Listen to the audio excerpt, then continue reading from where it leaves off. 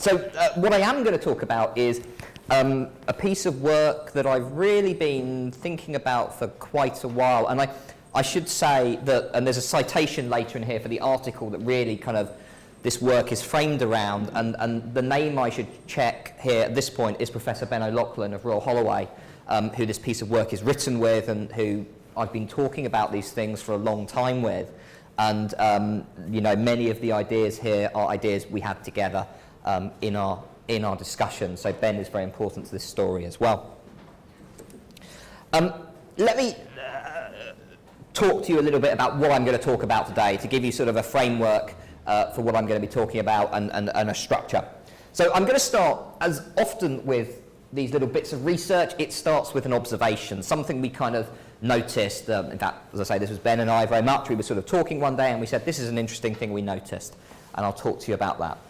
We're then going to look a little bit at some of what's been happening in the UK. This is the case study that this work is based on. I suspect would be relevant in other contexts, and certainly the argument I'm going to articulate to you today, which is actually a theoretical argument rather than an empirical one, would be relevant in other contexts, certainly. I'm going to talk a little bit about the project we actually embarked on, the piece of research we did. I'm going to then suggest to you that we found in this research two particular ways of understanding social media data and public opinion, and these two ways of understanding it seem to contradict each other, and this is interesting to us. I'm then going to suggest to you that the way forward through this impasse of having two different schools of thought is to actually think about the history of public opinion and the idea of public opinion. And I will, without wanting to be too critical of some scholars who are doing remarkable things that I could only dream of doing with sort of things like natural language processing and computer analytics of social media, what I would say is remarkable so some of that work is, there's a lack of critical engagement with this idea of public opinion and what it means and what it's meant in different time periods and different places. I'm then going to wind up with thinking about sort of challenges that the rise of social media analytics presents for three groups of people. The people actually doing the analytics, for governments and politicians, and then somewhat shamelessly, I've said for researchers, what I actually mean is my research agenda. So it may be that you have other ideas, but basically this is what I'm planning to do next with this stuff. Okay. So a little bit of background here and how I kind of got into this by accident. Really, my research sort of started out, and I should say the way I first met Phil was he co-edited a book with my PhD supervisor, a guy called Andrew Chadwick, and I was sort of doing copy editing and reviewing on that book a long time, about 7-8 years ago now, I would think. But my background, if you like, is as an institutional political scientist. So I'm quite interested in old institutions and how they change when new technology comes along. Yeah? So what happens to these sort of institutions that have existed for a long time, and how do they then kind of adapt to this environment? And so the sort of first thing we did looking at this was we looked at television broadcasts, because we noticed that people were using social media while watching them. And this was quite a long way back. In about 2009 we started gathering data on this kind of thing. And there's a British television programme called Question Time, which it's on the BBC. It's very old school. You have 4 politicians a week who answer questions from audience, and they shout at each other. And what we noticed was people were talking on social media kind of over the top of this, and we thought, oh, this is quite interesting. Let's analyse what they're saying. And at the time, we harvested from one episode of Question Time, and we thought it was the largest data set imaginable, 50,000 tweets. It sounds so small now. It's ridiculous. People doing millions and tens of millions.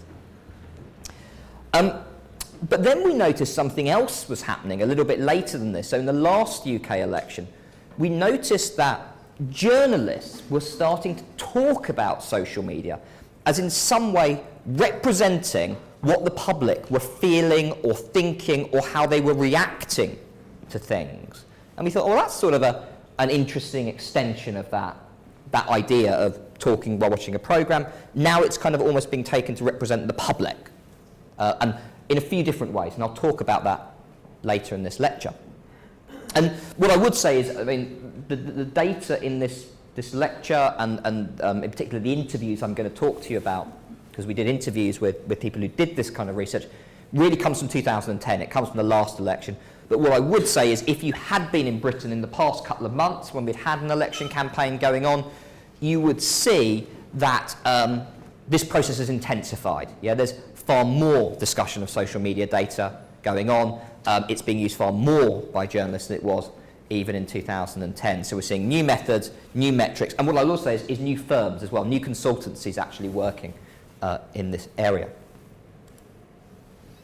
So when we actually looked at the 2010 election campaign, what we saw was actually social media was being used in a few different ways to reflect what the public were thinking and how the public were reacting. And when we actually sort of did a fairly crude content analysis of these appearances of social media in electoral news coverage, what we found was really it was making, if you like, three distinct appearances, three different types of appearances. The first one we termed the anecdotal. In other words, a journalist was saying, here's an argument and here's a tweet to back it up. So they were quoting individual tweets, individual users. Now what's interesting, one interesting sort of observation we made at the time, was very often there was a lack of context to who this individual was or how they sat in the network. So we did find examples in that coverage of senior journalists at major publications being quoted, but it not being explained who they were. So they're kind of treated as ordinary punters, ordinary members of the public.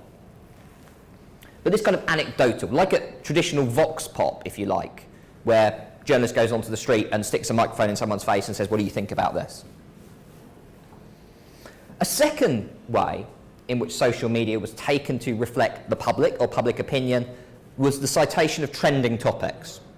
So I can think of a few examples here, and again, we could probably think of these in different election campaigns, different contexts, but a couple of British ones for you.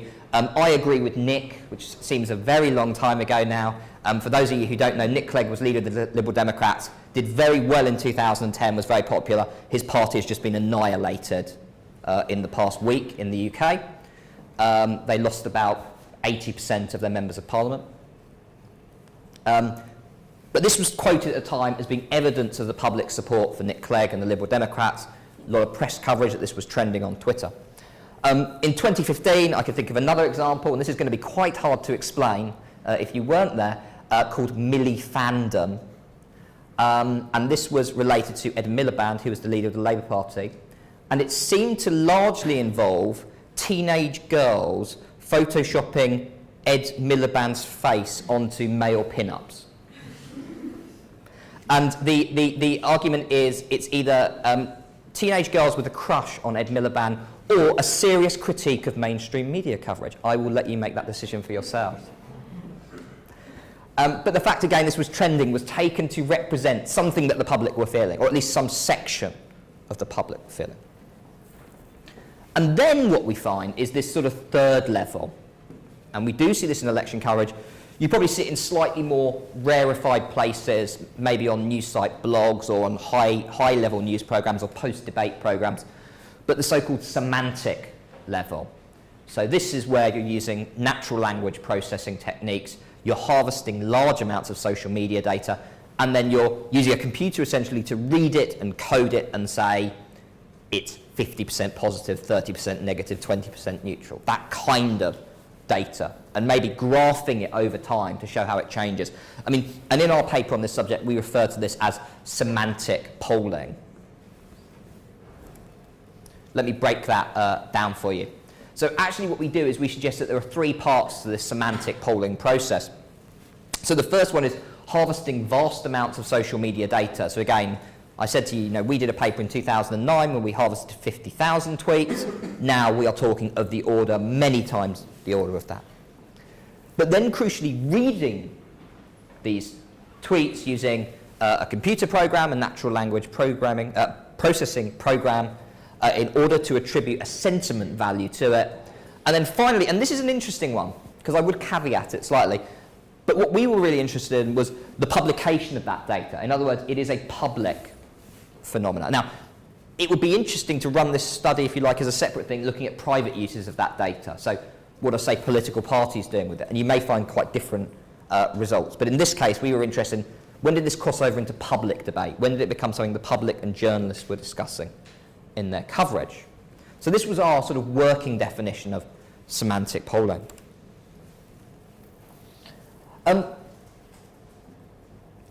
So I think this raises a few important issues when you start to have this kind of data and analysis appearing in public debate, in news coverage. I mean, interestingly, in 2010, and this is something that's probably changed since 2015, and I say this sort of anecdotally, we haven't done the analysis in the last election, but anecdotally, in 2010, what I'd say is this kind of analysis was sort of shoved to the end of the news programme. It kind of had a genre. So after the TV debates, quite often they'd have the pollsters on. The pollsters would be very serious and very earnest because they had serious data. But then you kind of get to the last 15 minutes of the programme and they'd have like a body language expert and a social media expert kind of talking about it. So it was much more the fun or the entertaining end of the analysis. Now, what I would actually say is my anecdotal impression is that might have changed in 2015. I think this data is taken far more seriously. I think it's treated as being maybe more scientific than it once was. It's not just entertainment. So there's a caveat to that. This might well have changed. But I think what it needs us to do is to ask some really, really fundamental questions, which I think is rarely asked in the kind of coverage where this is cited. So question one, well, what actually can social media tell us about public opinion? And related to that, what are its limitations? And I suspect we can all think of certain fairly obvious ones. But now we're starting to get, I think, a bit more interesting for us, which is, does it actually challenge the way we understand public opinion? So instead of saying, and you'll figure out very quickly this is the direction this presentation is going in, but instead of saying there's this definition of public opinion and social media analysis falls short of it, maybe the challenge is to think, well, do we need to rethink our definition of public opinion? Does it challenge that paradigmatic understanding? And then also, as an extension of that, well, what regulatory and self-regulatory mechanisms do we need to police this data? So again, if you look at pollsters, they are self-regulated in both the United States and the United Kingdom. In some countries, they're actually legally regulated as well, in terms of what they're allowed to publish at different times and things on election day and things like that. But this is kind of like the Wild West. This is very unregulated, this space. It's not methodologically transparent, as polling in theory is. So that raises some really big questions, we felt. Okay, so what did we actually do? What was our project that Ben and I did? Well, so the method then we employed to actually better understand this process was we did in-depth interviews with a sort of a range of people who had an interest in this field. The actual data consultants themselves, the people producing this analysis and these data, people who work for political parties, election regulators. I've never found a term that makes me happy here. I call them traditional pollsters, but the caveat for that is that is both telephone and internet pollsters. So people who do traditional opinion polling through whatever method. But if you come from a polling background, that term causes a bit of confusion. And also the journalists who were writing the stories where they were citing this data. And the output, if you want to read it, actually came out earlier this year.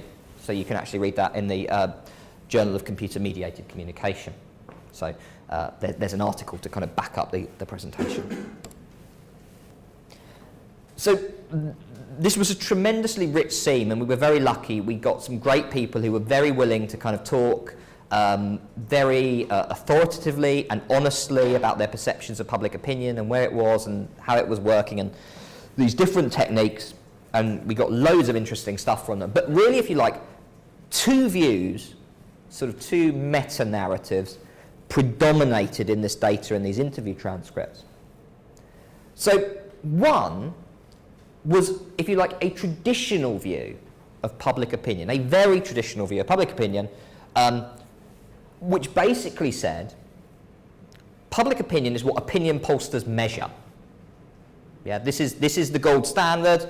And this was essentially the view that the opinion pollsters themselves espoused.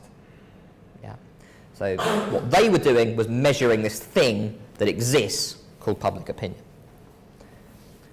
A different view, which we unsurprisingly found from our data consultants, was that actually these social media semantic techniques have particular virtues that make them distinctive and useful in comparison with traditional opinion polling. So these two quite different views of the world, if you like.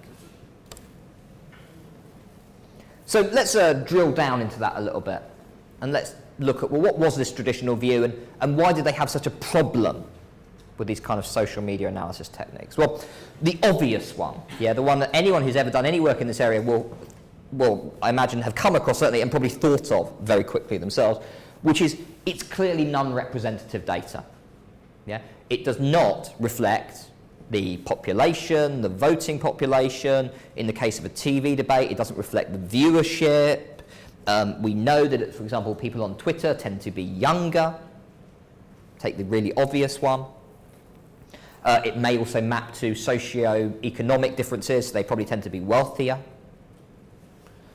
So this abnormality of this user base versus anything that an opinion pollster would try to construct in their sample was problematic.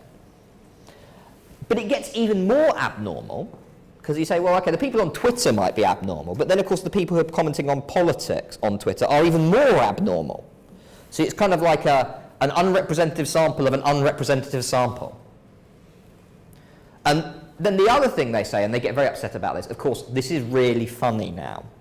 So again, if you have not been following what happened in the UK, our opinion pollsters have just taken a bit of a beating. Because they've just got our election horribly, horribly wrong. And but at the time they were all going, well, of course it's non-predictive, isn't it? And this argument is a slightly more subtle one, though, because there are lots of people, or a few people in the academy, who claim they've used social media data to predict elections. But that's not quite true. What they've done is taken social media after an election and built a model that then retrospectively predicts the election, if that makes sense. Actually predicting something before it happens is a lot harder. So, and this is a fair argument, and pollsters will say, we have a good track record of prediction. These guys don't really. What they have are models they built after the election that then they claim are predictive. But how many models did they try before they found the one that worked, for example? So this, if you like, was the critique they were offering. They were saying, well, this is all, basically, it's not really good stuff, is it? It's not a comparison with what we do.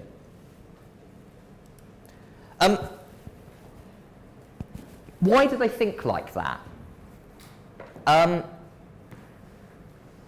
what I'm going to argue to you is that, and this is where I become all sort of critical and sort of make these arguments about, well, what people actually do is, or what people think is more important than what they do.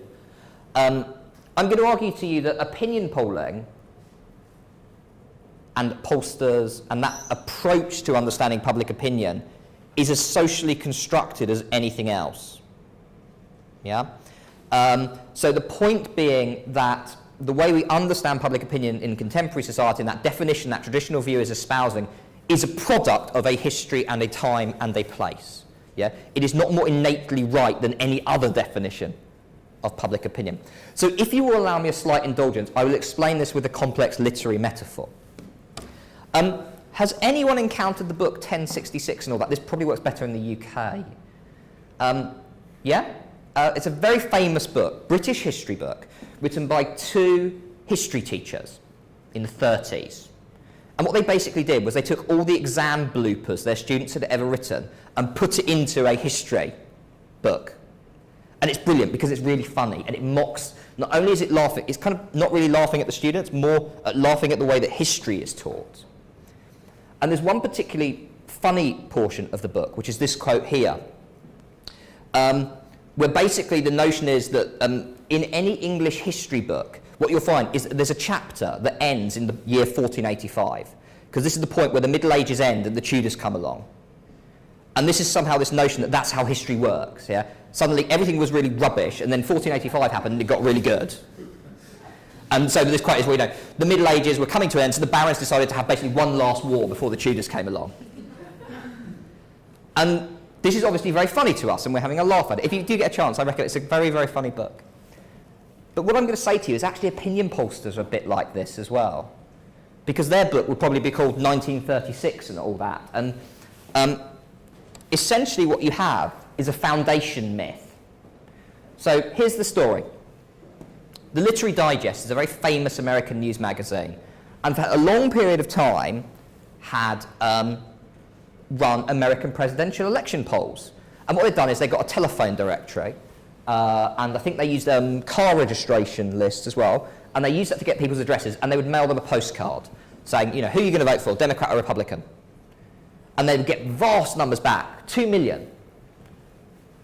Incidentally, they've been very successful in predicting elections until 1936. I think they've run it since maybe early 1920s, maybe just before. And so this has become a thing. It became the big election prediction event, the Literary Digest poll. And then in 1936, they did the same thing, but this guy called George Gallup was doing something a bit different. And he said, well, you might get 2 million postcards, but I can predict the election by interviewing 10,000 people. And they laugh, you know, this is nonsense, of course you can't, it's such a small group of people. How on earth can you predict the election by just talking to that many? And so this turned into this big sort of public affairs row between them and Gallup. And of course, history goes on to prove that the Literary Digest made a massive prediction that Alf Landon, who was the Republican candidate in 1936, was going to destroy President Roosevelt at the polls. He was going to win something like 60-40, was their prediction. And Gallup said, no, my sample says it's going to be comfortable for Roosevelt. And of course, history proves that Gallup was right. The Literary Digest, with its big postcard survey of 2 million people, was laughed out of court. It was regarded as being a ridiculous way to understand public opinion. The story, by the way, so why they got it wrong was because basically American politics at that point was becoming more class-focused. So if you're using telephone numbers and car registrations to mail things out, you're going to get a much more Republican sample. And this became particularly problematic at the time of the New Deal. So what this period does, according to this article, which talks about it marks the demise of the straw poll and the rise of the self-proclaimed scientific poll. So this is the moment, this is the 1485 moment in the history of public opinion. You have this awful period beforehand where we didn't really know what it was because people were using these unscientific methods, and then suddenly we go into the light and we have these opinion pollsters telling us what the truth is. So, you will very often find textbooks on public opinion starting with this story. It's an overused story in this context.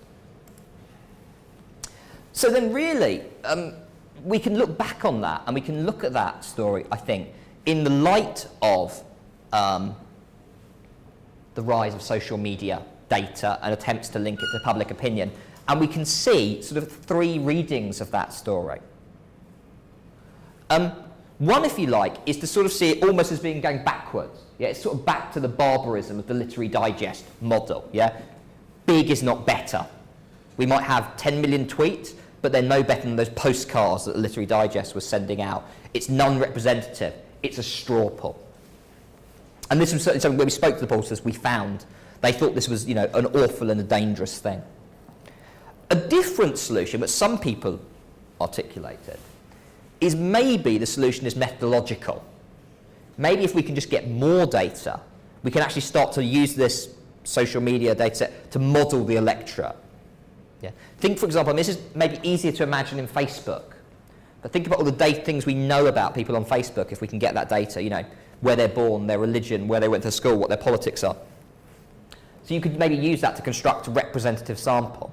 That's how internet pollsters basically work today, is they use that approach. But a third approach, which is the one I want to articulate to you today, is that maybe we should actually just rethink our definition of public opinion. Yeah, maybe the solution is theoretical rather than methodological. And if we maybe just challenge those paradigmatic understandings of what public opinion is, then maybe we can actually start to appreciate the value in these social media data sets we're working with. So really what I want to do is, if you like, define sort of 4 debates in the history of public opinion research and how we might start to rethink social media analysis on the basis of those debates. They're kind of quite obvious ones, really. The distinction between qualitative and quantitative research, distinction between ontology and epistemology, the individual and collective ideas of public opinion, and public and private interests. Let's go through those in turn. So the American political scientist Susan Herbst has made this argument beautifully, and if you haven't read her book on this period of American polling, I strongly recommend it. It's a great book. But what she argues is that the rise of opinion polling is actually a broader process of quantification that's occurring in the world. So we're moving from a world that is much more qualitative to a world that is much more quantitative. My favourite anecdote to illustrate this, I can't remember if it's from that book or somewhere else, but I quite like it, is about code breaking. So in World War I, when the British were trying to crack codes, they got Egyptologists and archaeologists to do it. By World War II, they were using computer scientists. So there's this kind of interesting shift in what is perceived as the way to solve problems and understand the world going on. But what Herbst's argument is, which I think is really interesting, is that numeric data starts to carry a value, a discourse value. Yeah? It's scientific, it's authoritative in a way that qualitative data isn't.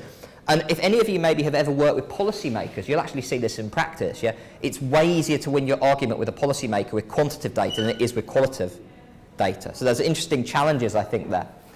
I think one of the things, actually, about social media analytics and social media data is you can make the case that it is actually far more like qualitative data. And yet the interesting thing is very often when it's presented in news coverage, it's presented much more like quantitative data. In other words, it is presented with the grammar of a scientific opinion poll as a graph with numbers. But maybe we should be looking at other things as a way to think about this. So, I mean, the obvious one, is it actually like a large focus group? Is it actually like another really good example from British history is a research technique called the mass observation. So this was a very kind of old-fashioned method, and what people used to do, they would have volunteers, I think normally about 10,000 around the country, and each week they would either keep a diary or fill in a postcard, and they would basically just send it back to the university that was running, you know, what they were feeling, what they were doing.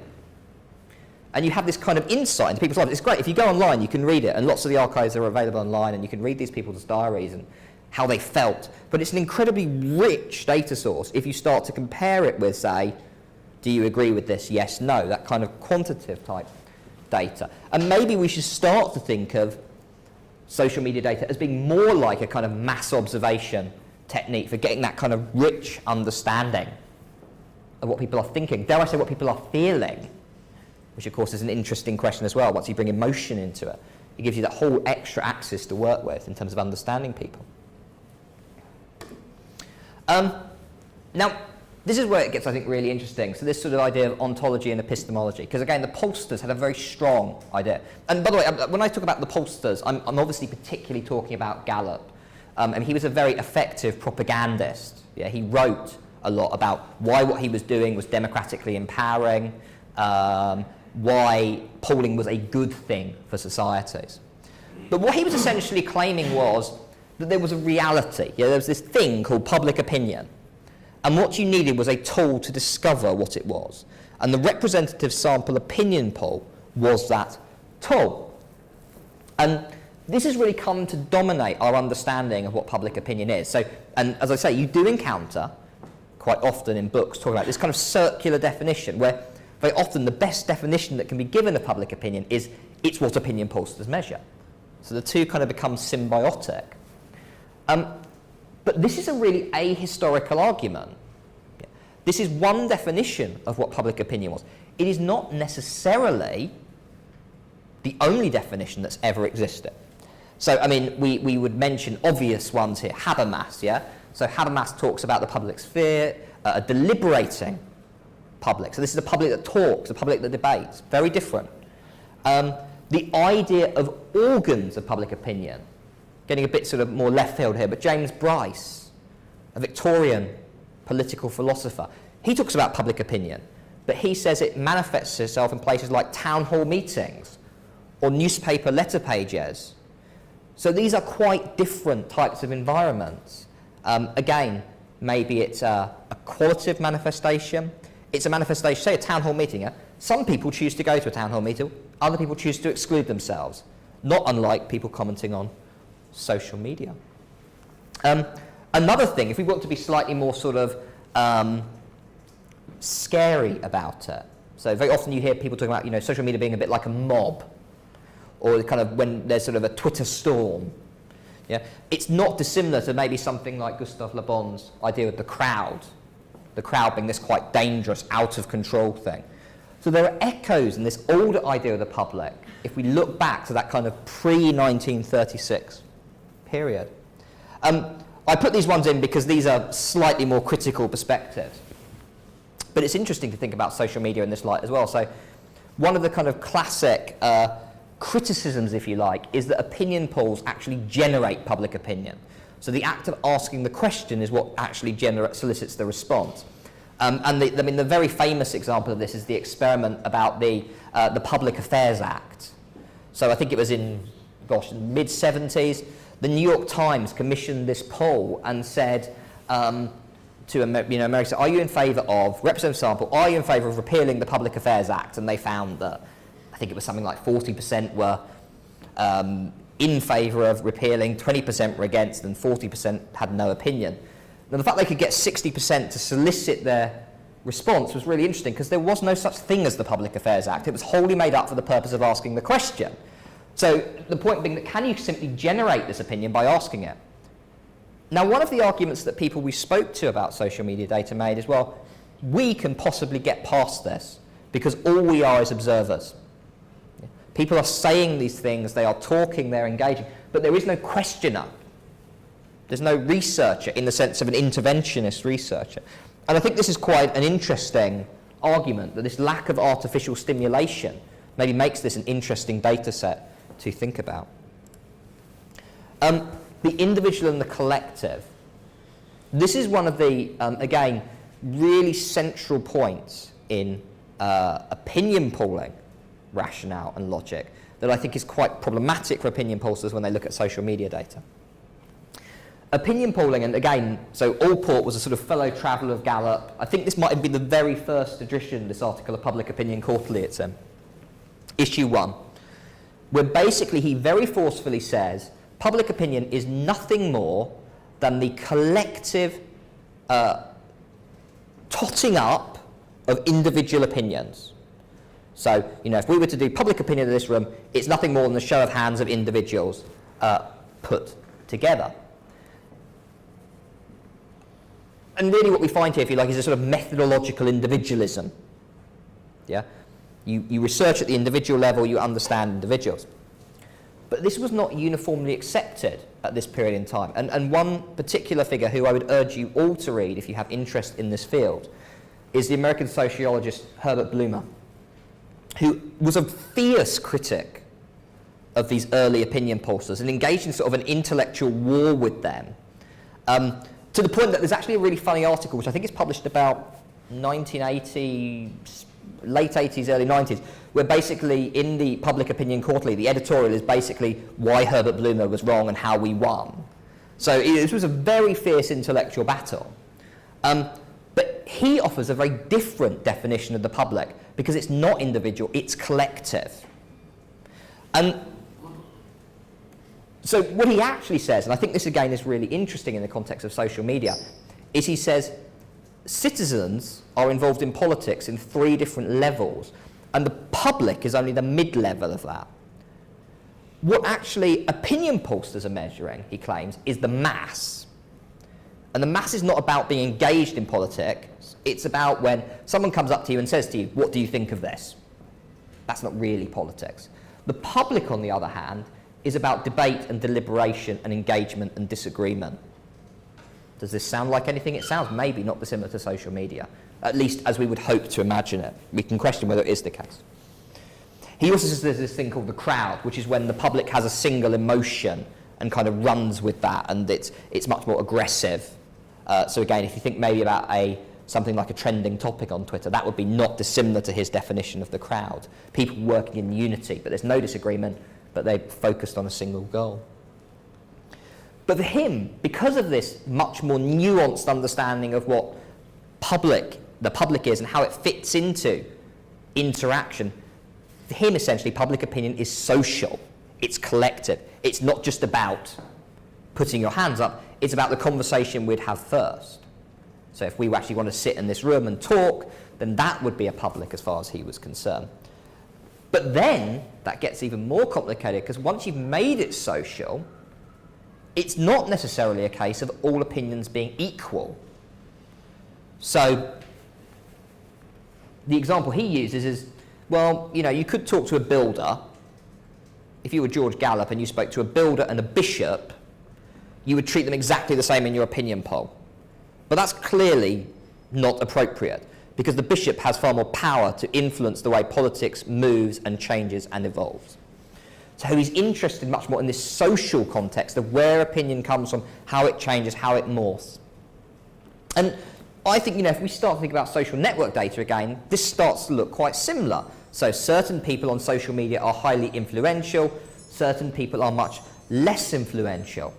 So we have these kind of dynamics in play, and Bloomer would recognise those in a way, and also acknowledge them as being significant in a way that would trouble, I think, some pollsters. Another, I think, important point, and I think this has been really amplified in my mind over the last UK election, is obviously opinion polling in the 1930s, as is social media research today, is largely conducted as a corporate exercise. It's a profit-making venture. And indeed, certainly political polling isn't even a profit-making venture. It's normally done at a loss, certainly in the UK anyway, as a way of raising publicity and then generating business from the corporate clients and the private sector. And this is really, I think, problematic, because and we did actually have a quote in our interviews, which I haven't sort of put up on the slide, but I could have done, where someone was actually saying, one of our social media experts was saying, well, really, we don't care that much about getting it right. What we care about is getting in the newspapers. And this was a very interesting, I think, insight into how they were thinking and what kind of opportunity they saw it as being for them. But even if we assume they want to predict the election as a way to generate business, to generate kudos, then the interesting question becomes, well, how effectively do they represent the public? This great claim that they're democratically empowering, or they're giving people voices, how does that fit with their claims to actually, you know, what sort of data are they actually using, and how representative is it? I mean, there are interesting, I think, strong parallels here with the early period of opinion polling. So, I mean, George Gallup famously wrote all these manifestos, made all these claims that, yes, so an interesting part of his thesis was what they were doing was taking power away from elites. Because prior to opinion polling, he claimed politicians could make any claim about what public opinion was, whereas now we have the science to back it up. But of course, what you then have to remember is the slight hypocrisy in that, which of course what Gallup was modelling was the electorate. And this was, if you like, at a point before the Civil Rights Act in the United States. So African Americans, for example, were massively underrepresented in that sample, despite the fact he was claiming it was democratically empowering. So, you know, I do think we need to be careful that do these new techniques, even if they are accurate in terms of representing the electorate, that they actually have the possibility of reinforcing certain social inequalities. So I'm going to wind up, because I've been talking for a little while now. By just talking about some challenges, and I want to divide these up into sort of three distinct areas of challenges for the people actually doing the research themselves, for people in politics and government, and basically for me, but yeah, for research. So one thing I will say, and I think this has been borne out in the UK, certainly in the last election, is that social media is here to stay. Big data is going to be important in public opinion research. As an interesting aside, one thing that happened in the last election in the UK, and where social media analysis slotted in really nicely, was, so we had, again, if you weren't following the election, you wouldn't have picked up on this, but we had a massive row about our TV debate. So we had our first ever TV debates in 2010, only 50 years after the United States. And this time, they then got into a big row about whether they were going to happen again. And basically what happened was the Prime Minister didn't want to do them, David Cameron didn't want to do them, and eventually he was forced to do one. He did one with 6 other party leaders. There were 7 party leaders lined up across the stage. But then they had all these other kind of weird half debates, like where they did interviews separately, and then there was one where only opposition parties were invited. And so what was interesting about it was these various debates didn't really lend themselves to doing opinion polls. So not all the newspapers commissioned opinion polls about them, or not all the broadcasters commissioned opinion polls. Normally, some of the small debates, there was maybe only one opinion poll done. So what filled the gap, often, was social media analytics. So this was quite an interesting phenomenon. So it seems to have sort of a role in filling a gap sometimes when it's too expensive to do a traditional poll. And the other interesting thing is, having said to you that lots of opinion pollsters we spoke to said, this is awful, it's unrepresentative, it's immoral, all of their companies now have social media analytics departments. So they've all moved into this area. And so this is another reason to think it's here to stay. I mean, interestingly, and I've spoken to some of them about it since, what they've said they're doing with it is sort of horizon scanning. They're using it to inform their other research methods. They're using it to decide what questions they ask in their polls, what they convene focus groups on, that kind of thing. But I think the question still basically remains, well, how are these going to be used by political parties, these new techniques? How will the media use them? So one interesting thing that came up, and this is a sort of quote I'll put up here at length, I won't read it out, you can see it for yourself, but will it necessarily be the case that as time moves on, will parties and politicians and consultants become better at gaming the system? Will they become better at manipulating these types of environments? And this is a quote from quite a famous BBC journalist who did a lot of stuff on this. And he was saying, well, you know, it was kind of fun, this election, because it was fairly spontaneous. But what we really might be getting into an area where it basically just becomes a propaganda platform. It becomes another managed political communication space where parties are really organising and managing the content that's going up there. So they'll develop techniques to try and sway that environment. And indeed, this high level of management was one thing that opinion pollsters were very wary of. And they said, well, you know, it's not a natural environment. It's an environment where political parties are encouraging their supporters to post things. And indeed, there certainly were attempts to mobilise supporters online. And I mean, the Labour Party probably has done this best. So they did a big campaign in 2007 called We Love the NHS. And then in 2015, their big one was Hell Yes Ed, which is paraphrasing a soundbite he used in the TV debate where he was asked, are you tough enough? And he replied, hell yes. He slightly messed it up by stumbling over the phrase, which was unfortunate, but essentially this then became their Twitter hashtag. And it got a lot of tweets, and it was really very successful in terms of generating a trending topic. I think it was the second trending topic in the world at one point. But then the question is, well, how does it matter? And it's interesting, of course, that Labour has been very good at generating trending topics, but quite bad at winning elections. So this kind of then sort of feeds into the argument the pollsters were making. Well, yeah, it's just a few activists, isn't it? It's a few hyper-engaged people tweeting lots, which doesn't necessarily reflect the reality in terms of how voters are feeling. But I think we can maybe push that a bit further, and I think we can differentiate two different types of things here. So one, if you like, is what you might term honest partisanship. Because whatever we think of the Hell Yes Ed and what it meant, it clearly demonstrates some level of organisational capacity. Now, it might be that we miscalibrate our understanding of that. It might be that we overestimate the importance of getting something to the second top trending topic in the world. But it does reflect something. It's about calibrating how we interpret it, much more than it's about claiming it's completely irrelevant.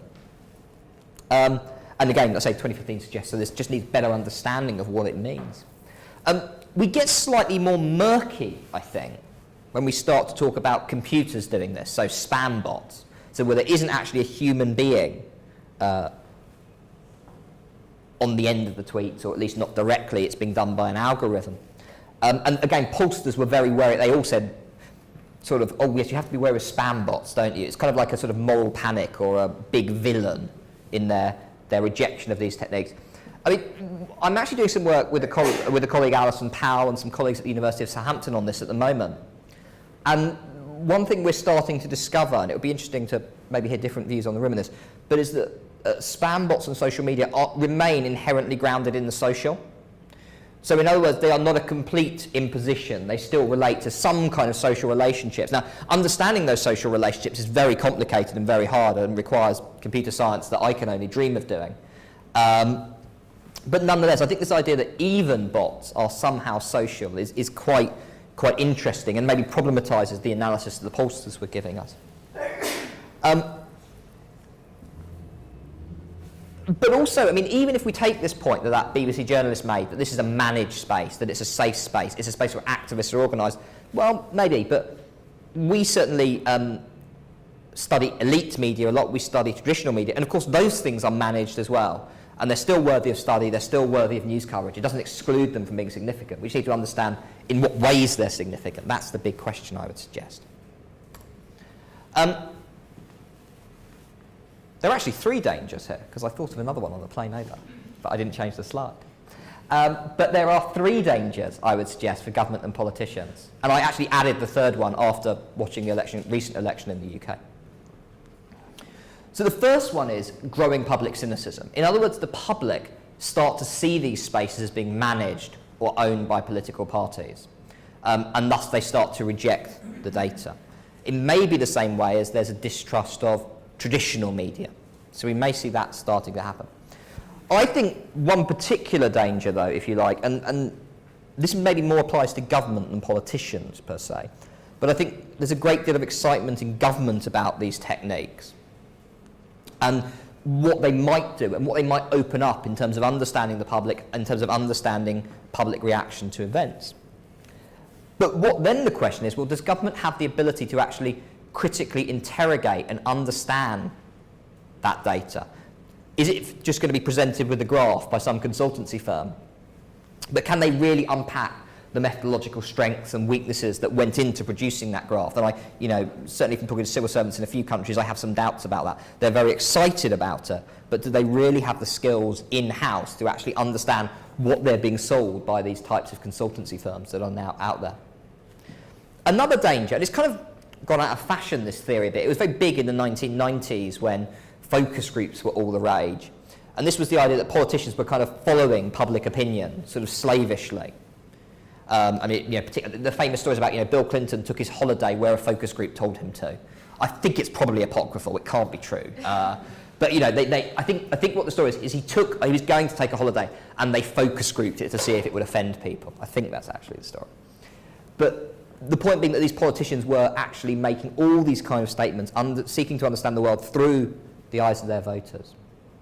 And if focus groups are bad, imagine a situation where they can be monitoring social media 24 hours a day and moving. Does that have an impact on government? Does that problematise government decision making in a way that maybe builds on previous trends but also increases and accelerates them greatly? Okay, so this is what I'm going to do next with this idea. Because what I would argue to you and what I've argued here today is that, maybe the solution to doing better social media analytics and also bringing that into the public space in a more constructive and useful way is not to get better computers and better algorithms. That might be part of it, but maybe the better solution is to think about, well, what does public opinion mean, and actually problematise that and take a theoretical approach rather than a methodological one. Although ideally the two go hand in hand. But the question for me, I think, if you like, is pushing past that paradigm that was established in 1936, that quantification of the world. and say, well, actually, how did people in societies before the opinion poll think about public opinion? What role did it play? How did they understand it? So I currently have a sort of small funding bid in, which hopefully, touch wood, I'll get, because I'd really like to do this project.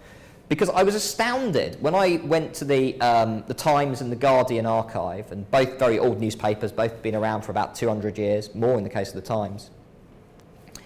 And I sort of searched from 1828, which is kind of the beginning of sort of the increase in sort of British democracy in terms of the franchise coming out. And I went to 1937, which is the year that Gallup starts doing polls in the UK. And I found that in the Times there were 50,000 references to public opinion, and in the Guardian there were 30,000 references to public opinion. So this kind of before this period when you had opinion polls, people were still talking about public opinion. Now, beyond like downloading a couple of those articles and reading them just at random dates, I have no real sense of systematically, well, what did people mean by that? What evidence was used to talk about public opinion before opinion polls? Maybe there was no evidence. Maybe people just said, the public thinks this. I genuinely have no idea. Maybe they used things like newspaper letter pages or demonstrations or protests. It would be very interesting to systemise that and find out what policy issues were they linked to, which areas were the public actually engaged in. Was there a difference between the left and the right? So the Times is a right-wing newspaper historically, the Guardian a left-wing newspaper. And also, and I think this is really where we get to the heart, if you like, of this discussion that is contemporary about social media analytics, which is, does it have a legitimate role in political debate? And I think, if you go back to this kind of pre-opinion poll period, you might well find similar discussions about the legitimacy, or how should politicians act when they're presented with this information that is in some ways imperfect, or at least by the measures we would use today, imperfect. But I think, going back and looking at different times and places opens up this different way of thinking. Instead of just saying, well, there's a gold standard and this data doesn't come up to it, let's think about different ways that public opinion has been thought about in the past. And on that note, I shall finish. Thank you.